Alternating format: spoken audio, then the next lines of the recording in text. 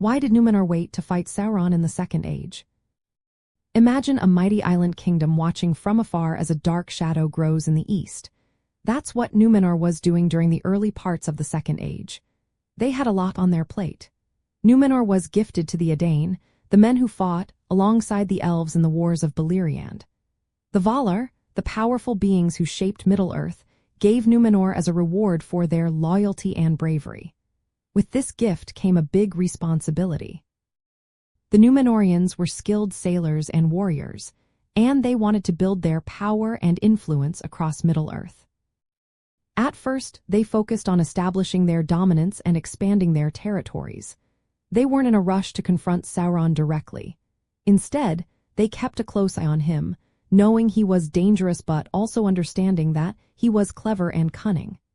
Sauron had already shown his strength in the early Second Age, and the Numenorians knew that rushing into battle could be risky. They wanted to be prepared and cautious. It was only after Sauron started to grow more aggressive and threaten the balance of power that Numenor decided to act. Around the year 1700 of the Second Age, they responded to a call from the Elves of Lindon. The elves asked for help against Sauron's armies, and Numenor answered. They sent their ships and soldiers to fight Sauron along the river Lun, which was a key strategic area. Their efforts pushed Sauron back from the northern lands, and even helped defeat him at places like Sarnford and Tharbed. This military push was a turning point. It showed that Numenor was willing to stand against Sauron and helped slow his expansion. But even with these victories, Numenor's internal politics and Sauron's influence from within made things complicated. Sauron was captured and taken to Numenor in the year 3262 of the Second Age.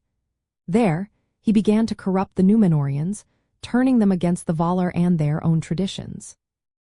This internal corruption eventually led to the downfall of Numenor, which was destroyed in a cataclysmic event called the Downfall of Numenor.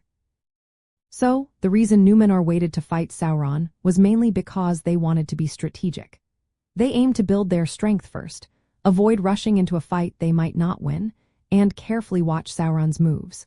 Their delay was also influenced by internal struggles and Sauron's subtle influence, which made direct confrontation risky until they were ready. Their cautious approach ultimately shaped the course of history in the Second Age and led to their tragic end.